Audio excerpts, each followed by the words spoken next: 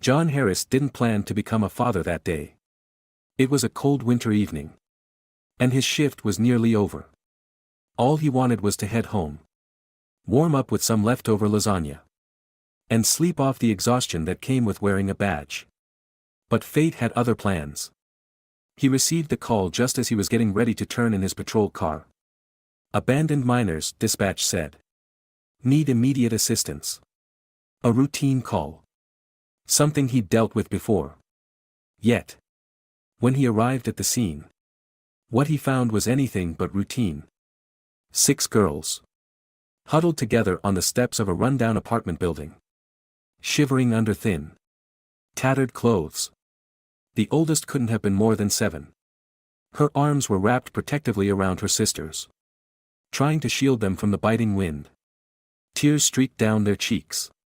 But none of them made a sound. The quiet broke John's heart more than any scream could have. The social worker was late, again. John knew how the system worked. How children like these often slipped through the cracks. He knelt before the girls, lowering himself to their eye level. "Hey there," he said softly, pulling off his police jacket to drape it over the oldest one. "It's going to be okay. I'm here now." The girl didn't flinch. She looked at him with eyes too old for her years, eyes that had seen too much of the world's cruelty. "No one wants us," she whispered. Her voice flat and resigned. John felt something shift inside him. In that moment, it wasn't just pity or duty driving him, it was a profound sense of responsibility. These girls, abandoned and unwanted, needed someone. And for reasons he couldn't quite explain. He knew that someone had to be him. When the social worker finally arrived, she gave John the usual rundown: foster care, temporary placements, waiting lists. But as she spoke, John couldn't get the image of the girls out of his head. The thought of them being separated, shuffled from home to home, gnawed at him. "Wait," John said suddenly, interrupting the social worker. What if I take them?" She blinked, caught off guard. "All 6. John nodded. "All 6. The woman hesitated. "You're a single man, Officer Harris. Are you sure you know what you're getting into? These kids—" "I know," he interrupted. "I know it won't be easy. But I can't leave them like this. They deserve a chance." And just like that, with a decision made in the middle of a freezing night, John's life changed forever. Bringing the girls home felt surreal. John's small 2-bedroom apartment was a far cry from the chaos of their previous life. But it was also woefully unprepared for 6 new inhabitants. That first night, he gave them his bed while he slept on the couch, not minding the discomfort. He figured it was just the beginning of sacrifices he would make. The morning was a mess. 6 hungry children meant cereal spilled across the floor. A fight over the last clean spoon. And tears over mismatched socks. John realized then that his police training hadn't prepared him for this kind of challenge. He made a trip to the store that afternoon. His police salary stretched thin as he filled a cart with clothes, blankets, and toiletries. A mother shopping nearby gave him a curious glance, eyeing the pack of little girls trailing behind him. "Are these yours?" she asked, her tone skeptical. John smiled, feeling awkward. "Yeah. I guess they are now." The woman gave a half nod. Clearly unsure what to make of the sight, a white man with 6 black children in tow. It was the first of many encounters that would remind John just how unusual his new family was in the eyes of the world. Raising 6 children was harder than anything John had ever done. But it was also more rewarding. Small moments became victories, like when the youngest girl, Ava, finally smiled after weeks of silence. Or when the second eldest, Maya, asked John to help her with her homework, trusting him for the first time. Each night, John tucked them in, reading stories he barely remembered from his own childhood. The girls took turns fighting over whose turn it was to sleep closest to him. Eventually, John had to buy bunk beds just to keep the peace. But not every day was easy. There were tears, lots of them. The trauma the girls carried ran deep, surfacing in unexpected ways. Maya threw tantrums that left John feeling helpless. Ava had nightmares, waking up in the middle of the night screaming for a mother who was never coming back. Through it all, John learned. He learned to braid hair, how to cook soul food, with some trial and error, and how to navigate conversations about race that he never thought he'd have to face. He sought advice from neighbors and friends, doing everything in his power to make the girls feel seen and understood. And slowly, despite the challenges, they began to feel like a family. Not everything was smooth sailing. As the months passed, John discovered that being a father, especially to 6 girls with trauma, was more demanding than anything he'd imagined. The initial honeymoon phase quickly gave way to challenges that tested his patience and resolve. One rainy evening, Maya stormed out of the house after a fight with John. She wanted to hang out with friends from her old neighborhood, kids John knew were trouble. He tried to explain his concerns, but she saw it differently. "You're not my real dad," she shouted before slamming the door. John stood frozen, the words cutting deeper than he expected. For a moment, he felt like giving up. But then he shook it off. Being a father wasn't about being perfect, it was about showing up. He grabbed his jacket and went after her, heart pounding in the rain. After hours of searching, he found Maya huddled in a bus shelter, soaked to the bone and hugging her knees. John knelt beside her. "I'm sorry if I upset you," he said gently. "But I'm not going anywhere. No matter how mad you are at me." Maya didn't say anything at first. But when John held out his hand, she took it. It was a small gesture. But in that moment, it felt like a breakthrough. John wasn't just fighting to win his daughter's trust, he also had to battle the judgments of the world around them. At work, his fellow officers didn't understand. "Why would you take in those kids?" one of his colleagues asked over coffee. John clenched his jaw but kept his cool. Because someone had to. At the grocery store, strangers whispered or gave curious glances. Some people were kind, but others weren't. Once, an older woman in the checkout line leaned in and asked, "Are they foster kids?" "They're my daughters," John replied firmly, daring her to say more. But despite the challenges, some members of the community began to rally around him. A neighbor named Mrs. Thomas, an elderly black woman with a warm smile, offered to teach him how to braid hair properly. "You're doing good, Officer Harris," she said one day, patting his hand. "Don't let anyone tell you different." The support of a few kind souls made all the difference. And John clung to those moments like lifeboats in a storm. Years passed, and the girls slowly began to heal. Ava, the youngest, finally found her voice and started singing in the church choir. Maya, despite her rebellious streak, discovered a love for writing. Each girl developed her own identity, and John learned to nurture their unique gifts. Every family has traditions, and John made sure to create some of his own. Friday nights were movie nights, blankets, popcorn, and Disney classics. Holidays were spent cooking together, filling their small kitchen with laughter and the aroma of new recipes they tried each year.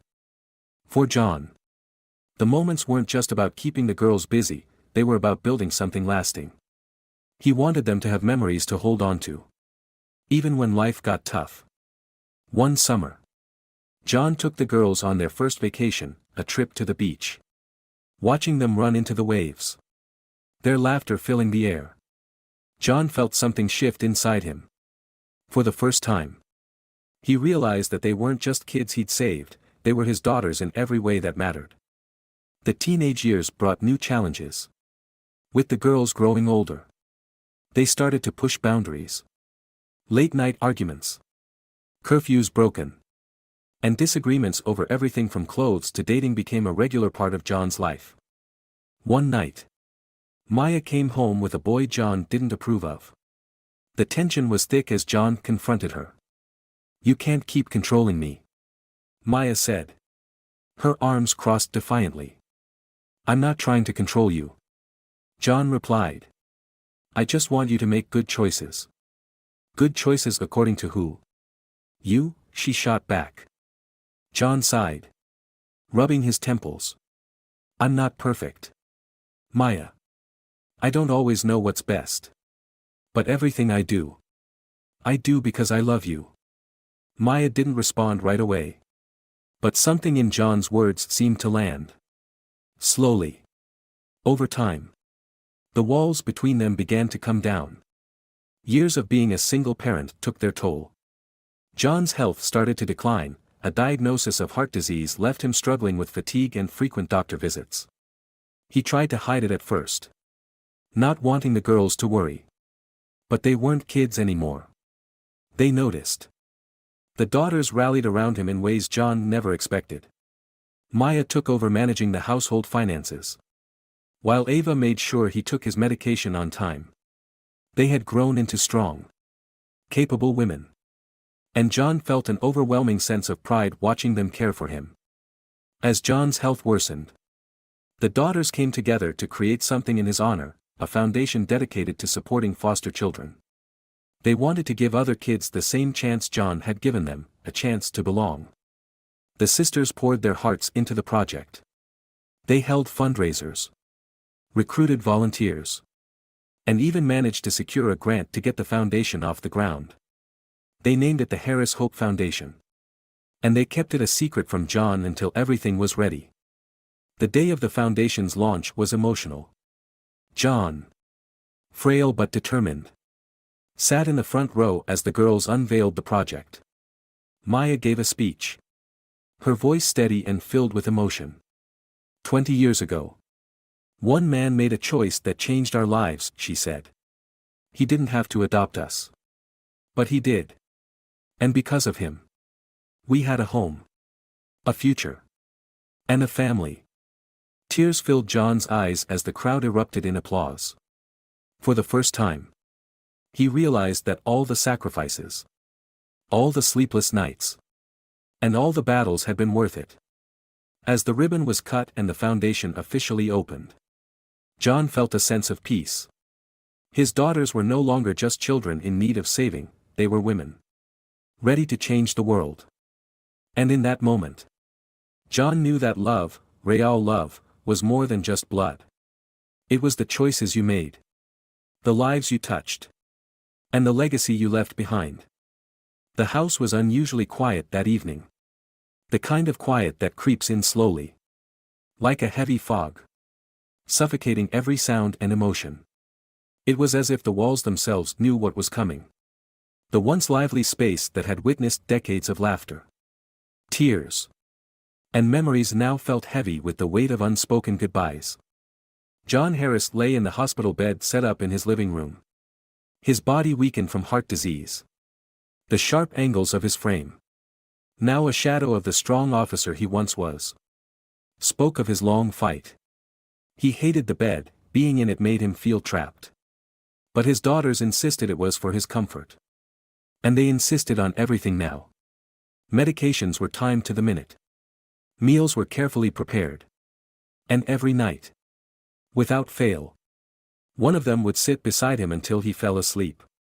They had taken the roles of caregivers without hesitation. Roles John had once filled for them. Ava sat beside him tonight. She always had a calming presence, the kind of energy that could soothe anyone in a storm. She reached out and adjusted the blanket draped over John's legs. "Comfortable, Dad?" she asked gently. John gave her a faint smile. His voice was a rasp now, each word a laborious effort. "You girls spoil me too much." Ava shook her head, her eyes glimmering with unshed tears. "It's only fair, considering all the spoiling you did." John chuckled, though it came out as a soft wheeze. "I don't know about that. I just did what any father should do." Ava's throat tightened. "No, Dad. You did more than that. You gave us everything when we had nothing. As the evening deepened, John and Ava talked quietly. Their conversations had grown more reflective in recent weeks, filled with memories of the past, old stories, and unspoken emotions. Tonight, however, something lingered between them, something that hadn't yet been said. "Can I ask you something, Dad?" Ava began hesitantly. John gave her a tired nod. "Of course. Did you ever regret it?" she asked. Her voice barely a whisper. "Taking us in?" John's heart ached, not because of the question, but because Ava thought she needed to ask it at all. He shifted slightly in bed, trying to summon the strength to look her in the eye. "Never," he said firmly. "Not for a single second." Ava looked away, her eyes glassy with emotion. "Even when we made it hard?" John smiled softly, a flood of memories flashing through his mind: Maya's teenage rebellion, Ava's silent struggles, the long nights when all 6 girls needed his attention at once. It had been hard, exhausting. Even. But never. Not once. Had he wished for a different life? There were hard moments, John admitted. But loving you girls, that was never hard. That was the easiest thing I've ever done. Ava wiped a tear from her cheek, leaning forward to kiss his forehead. "We were so lucky to have you, Dad." John chuckled, his voice weak. "No, Ava. I was the lucky one." The door creaked open, and Maya entered, followed closely by the rest of the sisters: Samantha, Claire, Naomi, and Joy. They had just returned from a late-night run to the pharmacy, making sure they had everything John needed. "Hey, Dad," Maya said softly, sitting on the edge of the bed. "We brought your favorite, mint chocolate chip ice cream." John's eyes twinkled with amusement. "You know I can't eat that stuff anymore." Maya grinned. "Who says? We'll sneak you some. Just a little bit." The other sisters laughed. And for a moment, the heaviness lifted. They each took turns settling into the room, finding their usual places: Claire on the couch, Naomi in the armchair, Samantha perched on the windowsill. Joy knelt by John's bedside, her hand resting lightly on his arm. It felt like old times.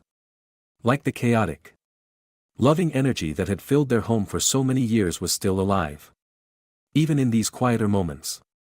As the night wore on, the sisters began reminiscing, sharing stories about their childhood and the moments that had defined their relationship with John.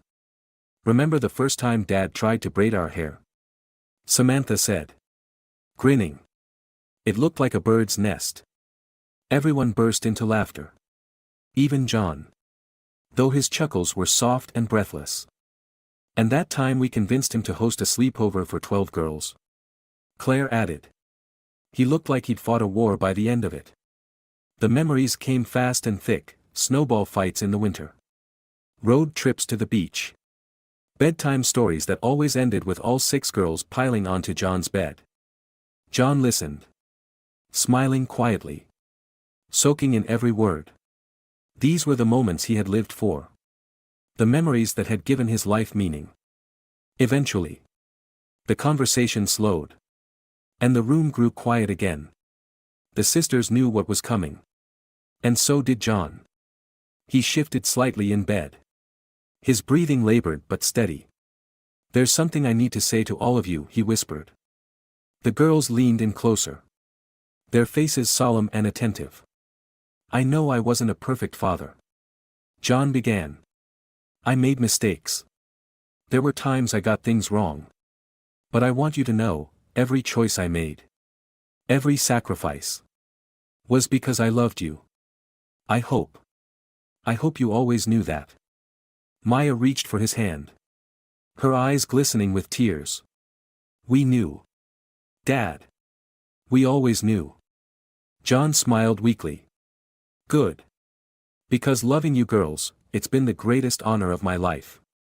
The sisters sat in silence, their hearts heavy with both sorrow and gratitude. They had always known this moment would come. But knowing didn't make it any easier. Before the girls could leave, John reached for a small wooden box on the nightstand. His hands trembled as he opened it, revealing 6 simple gold necklaces, each with a tiny pendant shaped like a heart. "I had these made for you," he whispered. "Something to remind you, that no matter where life takes you, you'll always have each other. And you'll always have me." The sisters took the necklaces, their fingers trembling as they fastened them around their necks. Each pendant rested over their hearts, warm and solid, a piece of their father to carry with them always. "Thank you, Dad," Ava whispered, her voice thick with emotion. John smiled softly, his eyes closing as he drifted into sleep, his heart full of peace. The sisters stayed with him through the night, taking turns holding his hand, whispering words of love and comfort. They knew his time was near, but they didn't feel afraid. John's breathing grew slower, fainter, until it was barely more than a whisper in the quiet room. And as the first light of dawn crept through the windows, John Harris, the man who had given them everything, slipped away peacefully, surrounded by the family he had built with love and sacrifice.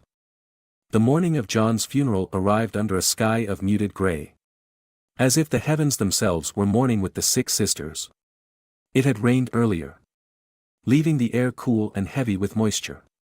The church, a modest stone building nestled between tall oak trees, was already filled with people, family friends, neighbors, and former colleagues, all gathered to honor the man who had quietly changed so many lives. The 6 sisters stood together at the entrance, each wearing black dresses and their gold heart-shaped necklaces, John's final gift to them. They hadn't planned to dress alike, but they found comfort in the unity. Grief, like love, bound them tightly together now. Maya stood in the center, her usual confident demeanor softened by sorrow. She looked at her sisters, each carrying the weight of their loss in their own way. Ava was silent but steady, like an anchor. Claire fidgeted nervously, while Naomi fought back tears with trembling hands. Samantha stared at the ground, lost in thought. And Joy, ever the emotional one, clutched tissues in her hand, already red-eyed and sniffling. "Ready?" Maya whispered, though she knew none of them would ever truly be ready for this. Ava gave a small nod. "We do this together." Inside the church, the air buzzed with quiet conversations and whispered condolences. The pews were filled with people from every chapter of John's life. His former colleagues from the police force sat alongside neighbors, teachers, and foster care advocates. Mrs. Thomas, the elderly neighbor who had once helped John learn to braid the girl's hair, was seated in the front row. She held a handkerchief to her eyes, dabbing away tears.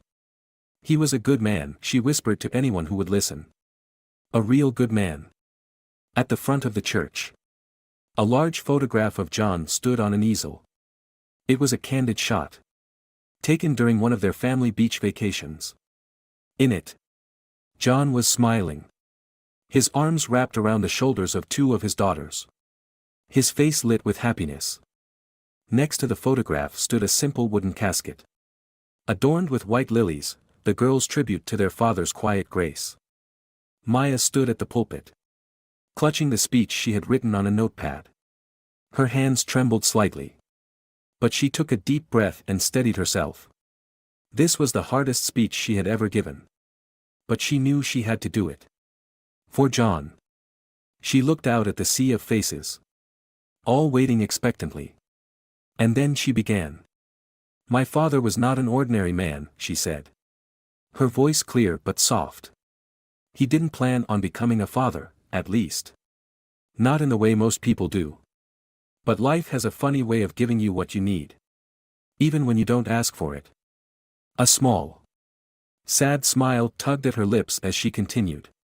20 years ago, he found 6 little girls who had been abandoned, forgotten by the world. And instead of walking away, He chose us. He chose to be our dad. The congregation listened in rapt silence as Maya spoke. Her words weaving together stories of John's kindness, his patience, and the sacrifices he had made. She shared memories of bedtime stories, road trips, and the way he had stood by them, even when they were at their worst. There were times when we made things hard for him, Maya admitted, her voice catching slightly. Times when we fought, rebelled, and pushed him away. But he never gave up on us. Not once. She paused, glancing at her sisters for support.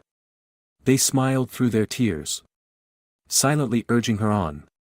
Dad taught us that love isn't about perfection, Maya said. It's about showing up, every day. Through the good times and the bad. It's about choosing to stay, even when things get hard. And he stayed. For all of us. Maya's voice grew softer as she reached the end of her speech. We thought we were the lucky ones, having him as our father. But now I know the truth, he thought he was the lucky one, too. She wiped away a tear and smiled through the ache in her heart. Thank you, Dad, for choosing us, for loving us. We will carry you with us, always. The room was filled with the soft sounds of sniffles and quiet sobs. Maya stepped down from the pulpit, her sisters embracing her tightly as she joined them. After the eulogy, the congregation was invited to share their own memories of John. One by one, people stood and spoke, former colleagues recounting his bravery, neighbors recalling his kindness, and the girls' teachers sharing stories of John's unwavering support for his daughters. As each person spoke, the picture of John that emerged was clear. He was a man who had given everything to those he loved. A man who, in choosing to raise 6 abandoned girls, had found his purpose. The service concluded with a hymn, the voices of the congregation rising in unison. It was a song of hope, a reminder that even in loss, love endures. When the final note faded, the 6 sisters gathered around John's casket for a private farewell. Each one laid a hand on the polished wood, whispering their own messages of love and gratitude. We'll make you proud, Dad, Ava whispered. We promise. The procession to the cemetery was solemn and quiet. The rain had started again, a soft drizzle that misted over the gravestones. At the gravesite, the sisters stood shoulder to shoulder, holding hands as the casket was lowered into the ground. Each of them held a white rose, a symbol of the purity of their love for the man who had become their father. One by one, they stepped forward and placed their roses atop the casket, the soft petals dampened by the rain. As the pastor offered a final prayer, Maya took a deep breath and looked up at the gray sky. Goodbye, Dad, she whispered. Her voice carried away on the breeze. The rain mingled with their tears, but the sisters didn't mind. It felt fitting, like the world was weeping with them, acknowledging the loss of a great man. As they left the cemetery, the sisters knew that their father's story was far from over. John Harris had lived a life of quiet heroism, not through grand gestures but through the simple, powerful act of love. And they would carry that love with them, always.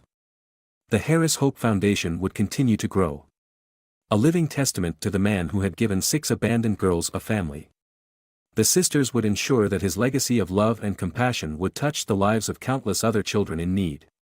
And in their hearts, John Harris would live on, forever a part of their story, their family, and the future they were building in his honor. The days following the funeral felt surreal. The sisters moved through them in a haze, caught between the grief of losing their father and the daunting task of figuring out what came next. The familiar rhythms of life, work, family, the foundation, loomed ahead. But nothing felt the same without John. Back at the house, which still smelled faintly of the lavender candles John always kept burning, the sisters gathered to sort through their father's belongings. It was a painful but necessary step. One that forced them to confront the reality that he was truly gone. Ava, the most organized of the group, took the lead. She assigned tasks. Samantha and Claire would go through John's clothes. Naomi would tackle the paperwork. And Maya would focus on sorting through personal items and memorabilia. Maya sat cross-legged on the floor in John's room, opening an old wooden chest filled with memories, photographs, police medals, birthday cards from the girls, and even their crayon drawings from childhood, carefully preserved. She held up a photo, John standing proudly in his police uniform, with little Ava and Maya clinging to his legs. Both girls grinning wide. "Remember this?" Maya asked, showing the photo to her sisters. Ava leaned over and smiled through her tears.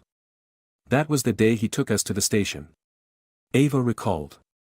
"He wanted us to know that even though he wore a badge, he was always on our side." Joy found an old journal among John's things and opened it.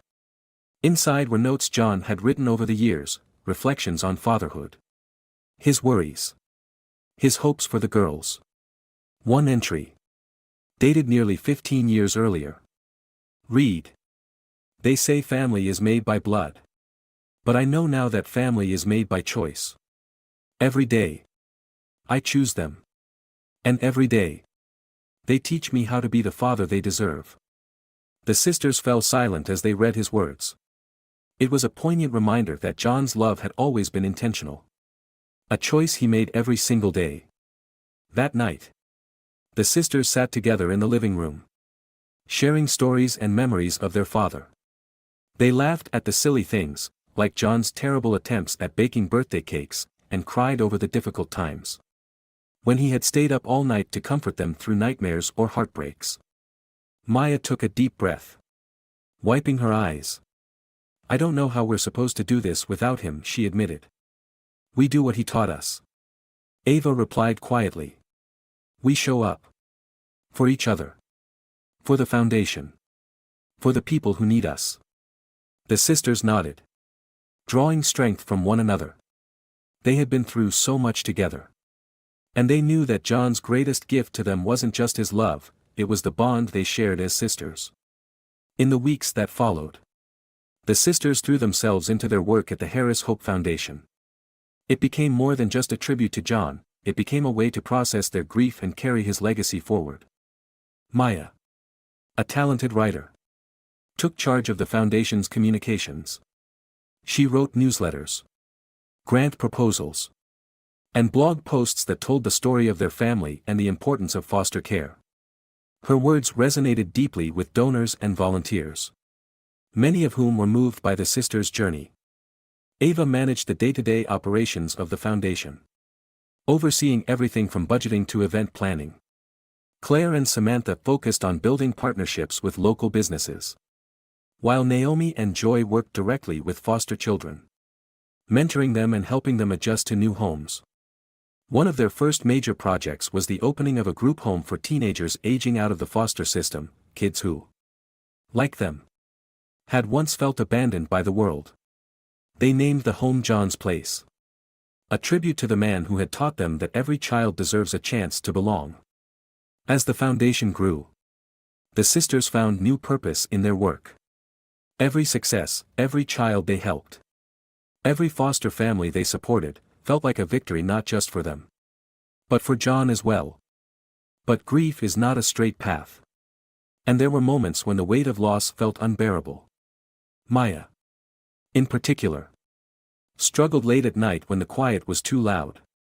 And the ache of missing John felt like a hollow pit in her chest. One night, she sat alone at her desk, staring at a blank page. She was supposed to write a speech for an upcoming event. But the words wouldn't come. Suddenly, the weight of everything crashed down on her. And she buried her face in her hands, sobbing. Ava found her like that and wrapped her arms around her.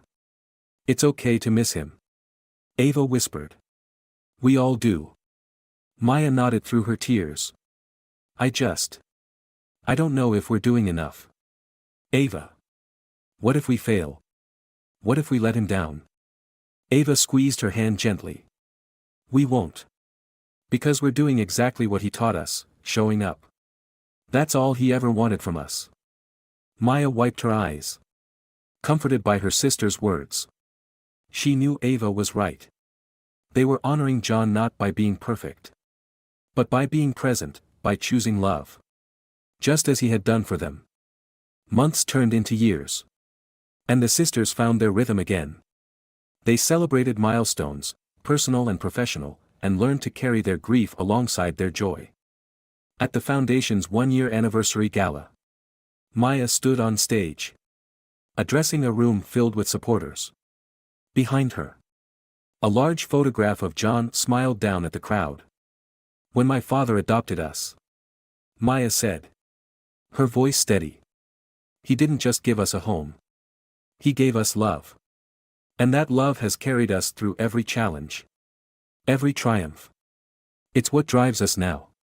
In everything we do.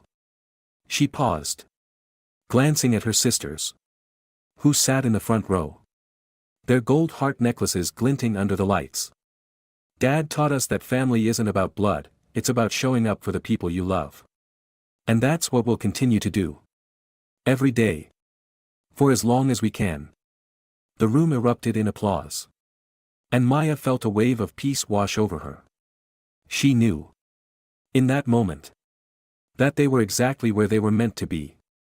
As the years went on, the Harris Hope Foundation became a beacon of hope for foster children and families across the country. The sisters continued to grow, building lives filled with love and meaning. Each holiday, they gathered at John's old house, which they had kept as a family retreat. They shared meals, exchanged stories, and kept their father's memory alive through laughter and love. And every year, on the anniversary of his passing, they visited John's grave, laying white roses on the stone that bore his name. Thank you, Dad, Maya whispered one year, her hand resting on the cool marble. For everything. The sisters stood together, their hearts full of gratitude for the man who had chosen them, who had loved them with a fierce and enduring love that transcended time and loss. And in that moment, they knew that John Harris would live on. Not just in their memories, but in every life they touched, every child they helped, and every act of love they carried forward. Because love, they had learned, is forever. The decision to open John's Place, a group home for teenagers aging out of foster care, was born from both the sisters' shared memories and their father's belief that every child deserved a stable home. While they knew it would be challenging, the project also felt deeply personal. It was more than just a building, it was a tribute to their father and the values he had instilled in them. The planning meetings were long and filled with excitement, frustration, and the occasional argument. As was often the case when six determined women tried to work together. We need a space where the kids can feel safe, Claire insisted, tapping her pen on the architectural plans. Not like some sterile institution. Naomi nodded. There should be cozy corners, soft lighting, places for them to hang out and just be without feeling judged. Ava, ever practical, focused on logistics. We'll need experienced counselors, a proper budget, and partnerships with schools and job programs if we're going to help these kids succeed. Maya listened to her sisters, scribbling notes furiously. As the writer in the family, she had taken on the role of documenting the process, capturing not just the technical details but the emotional journey behind the creation of John's Place. In a quiet moment, Joy piped up, her voice soft but filled with determination. And we need to make sure they know they're not alone. Just like Dad did for us. The project wasn't without its hurdles. Zoning issues, delays with contractors, and bureaucratic red tape threatened to derail their progress. There were days when it felt like the dream of John's Place would remain just that, a dream. One morning, Ava received an email from the city planning office stating that the permits had been delayed indefinitely. Frustrated, she slammed her laptop shut. We've hit another roadblock, she announced to her sisters. They're saying it could be months before we can break ground. Maya leaned back in her chair, rubbing her temples. Maybe this was too ambitious, she muttered. Maybe we should have started smaller. But Naomi shook her head, her expression resolute. Dad wouldn't back down from a challenge. And neither will we. They spent the next few days rallying, calling city officials, meeting with community leaders, and gathering support from local organizations. Slowly but surely, they began to break through the obstacles standing in their way. The day they finally broke ground on John's place was one filled with both joy and nostalgia. A small crowd gathered at the construction site, including volunteers, foster care advocates, and community leaders who had supported the project. Maya, standing at the microphone with her speech in hand, looked out at the audience and smiled. This project means more to us than words can express, she began. It's not just a building, it's a promise. A promise that every child who walks through these doors will know that they are seen. They are valued. And they are loved. The audience applauded. And the sisters each took turns turning the first shovelfuls of soil, marking the beginning of something extraordinary. As the construction equipment roared to life behind them, Claire leaned over to Maya and whispered, "Dad would be so proud." Maya nodded, her heart full. Yeah. He would. As the months passed, John's place began to take shape. The walls went up. Rooms were painted in soft, welcoming colors. And the furniture was carefully selected to create a sense of comfort and warmth. The sisters spent weekends at the site, overseeing every detail. They hung framed photographs on the walls, snapshots of their own family over the years. One picture, taken on the beach during their first family vacation, showed all 6 sisters wrapped in a giant group hug around John. It now hung in the front lobby, a silent reminder of the love that had built their family.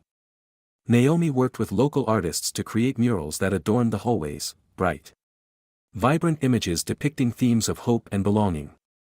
Samantha coordinated donations from local businesses, furnishing the bedrooms with cozy blankets, bookshelves, and bean-bag chairs.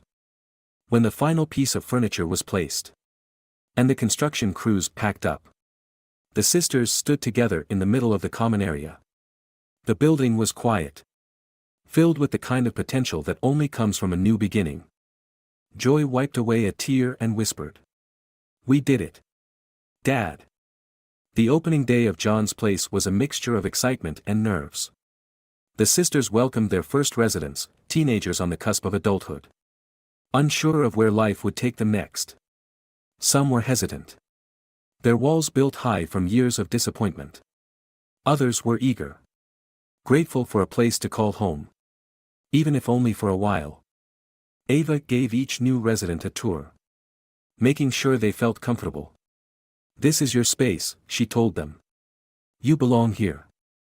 Naomi introduced the kids to the counselors, while Joy sat with a group in the common area, listening to their stories. She knew, as her father had known, that the most important thing was to make them feel heard. Maya watched from the sidelines, a notebook in hand. As she observed the teenagers settling in, she felt a deep sense of fulfillment. This was what they had fought for, this was their father's legacy come to life. Over time, John's place became more than just a shelter, it became a home. The residents formed friendships, pursued their goals, and began to heal from their pasts. The sisters celebrated every milestone, no matter how small, a high school graduation, a first job, or even a simple act of kindness between housemates. One evening, Maya sat in the common room, watching a group of teens play board games together. Laughter filled the space. And for a moment, she could almost hear John's voice in her mind, "This is what family looks like." She smiled, feeling a profound sense of peace. They had done it, they had built something beautiful, something lasting. Every year on the anniversary of John's place opening, the sisters hosted a celebration. Former residents returned, sharing stories of their successes and reconnecting with old friends. The event became a symbol of everything the foundation stood for, a celebration of resilience, love, and the power of belonging. At one such event, Maya stood on stage once again, addressing the crowd. She looked out at the smiling faces, former residents, community members, and volunteers, and felt an overwhelming sense of gratitude. "This place isn't just a shelter," she said. "It's a reminder that every child deserves a family, a place to belong. My father believed that. And we believe it too." As the audience applauded, Maya glanced at her sisters, who stood beside her, their heart-shaped necklaces glinting in the light. In that moment, she knew they had honored their father's legacy in the best way possible, not just by building a home, but by building a family. The years passed in a blur of challenges and triumphs. Each sister grew in her own way, but they never drifted far from one another. Their bond, forged in childhood by loss and strengthened by John's unwavering love, remained unbreakable. And at the heart of their lives was John's place, a home not just for those in need, but for the sisters as well. The teenagers who arrived at John's place were often carrying heavy burdens. Some had spent years in foster care, shuffled from one home to another. Others struggling with trauma and rejection. But just like John had done for his daughters, the sisters showed up every day with patience, love, and support. The home became a sanctuary, a place where walls of fear and anger slowly crumbled. The kids who arrived scared and hardened found themselves changing in ways they never thought possible. Maya often sat with them, listening to their stories late into the night. "We get it," she'd tell them. "We've been there too. But you're not alone anymore." One of the first residents to leave the program was Marcus, a 17-year-old who arrived quiet and mistrustful, expecting to age out without a plan. But thanks to Naomi's guidance and encouragement, Marcus found a part-time job and enrolled in college. On the day he left, he hugged the sisters tightly, tears shining in his eyes. "I didn't think people like you existed," he said. "Thank you for showing me that family isn't just something you're born into." Moments like these became the lifeblood of John's place, affirming for the sisters that they were carrying forward their father's legacy in the way he would have wanted. With time, each sister found new chapters in her personal life while remaining deeply connected to the foundation. Claire fell in love and got married, creating a new family of her own. Naomi began working on mental health initiatives to further support the foster youth they served, becoming a well-respected advocate in the community. Samantha traveled the country, building new partnerships and spreading the message of the Harris Hope Foundation. Joy opened an art therapy program at John's place, helping the kids heal through creativity, much as she had learned to do with her own grief. And Maya, after years of writing blogs and newsletters, finally completed her memoir, More Than Blood. The book was a heartfelt tribute to John, chronicling their journey as sisters and the transformative love of a man who had chosen to become their father. The book became a bestseller, spreading their story far and wide. Ava, the ever-practical one, stayed behind the scenes, running the foundation with quiet efficiency. But every holiday, she was the one to gather the family together at John's old house. It was a tradition none of them would ever abandon. 10 years after the opening of John's place, the sisters hosted a grand celebration. They invited former residents, volunteers, and supporters to commemorate the milestone. The event was filled with laughter, music, and heartfelt speeches. Marcus, now a college graduate with a successful career, stood at the podium and shared his story. "I'm here today because of these women, and because of the man whose love gave them the strength to build this place." Maya watched with pride, her heart full. She glanced at her sisters, who stood beside her, each wearing their gold heart-shaped pendants. They had come so far together, and every step of the journey had been a tribute to the man who had made it all possible. After Marcus finished his speech, Maya stepped onto the stage for the final words of the evening. She looked out at the crowd, at the faces of former residents who had found new beginnings. At the volunteers who had become family. And at her sisters, who had grown into remarkable women. "My father taught us that love is a choice," Maya said, her voice steady and full of emotion. "It's not always easy. But it's always worth it. Every child who walks through the doors of John's place is a reminder of that choice, a reminder that love, more than anything else, makes us a family." The crowd rose to their feet. Applause echoing through the room. Maya smiled through her tears, knowing that this moment was exactly what her father would have dreamed of. After the celebration ended and the guests had gone home, the sisters returned to the house where they had grown up. The place where their journey had begun. They sat together on the porch. The night air cool and quiet around them. For a while, they sat in comfortable silence, each lost in her own thoughts. Then Maya spoke. "I miss him," she said softly, looking up at the stars. Ava reached over and squeezed her hand. "We all do." Joy leaned her head on Naomi's shoulder. "But he's still with us," she whispered. "Every day. In everything we do. He's always here." The sisters nodded, feeling the truth of her words deep in their hearts. In the years that followed, John's place grew, expanding into new cities and reaching even more young people in need. The sisters continued to lead the foundation, each contributing her own unique talents and passions. They knew that there would always be challenges, obstacles to overcome, hearts to heal. But they also knew that they were never alone in the work. Their father's spirit lived on. Not just in their memories but in every act of kindness. Every choice to love. And as they watched the young people they had helped step into their futures with hope and confidence, the sisters felt a deep sense of peace. They had fulfilled their promise to John. They had built something beautiful. Something lasting. They had built a family.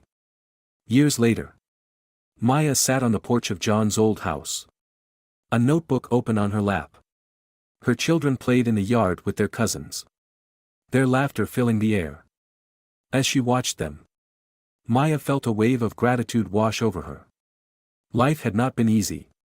But it had been full of love, growth, and the kind of family that lasts forever. She picked up her pen and wrote the final line of her next book. Family isn't defined by blood, it's defined by the love we choose to give. And love, once given, never truly fades. With a smile, she closed the notebook and looked up at the sky, whispering softly, "Thank you, Dad, for everything." The stars twinkled above. And in the quiet of the night, Maya felt John's presence, steady, warm, and full of love. He was with them. Always. And he always would be.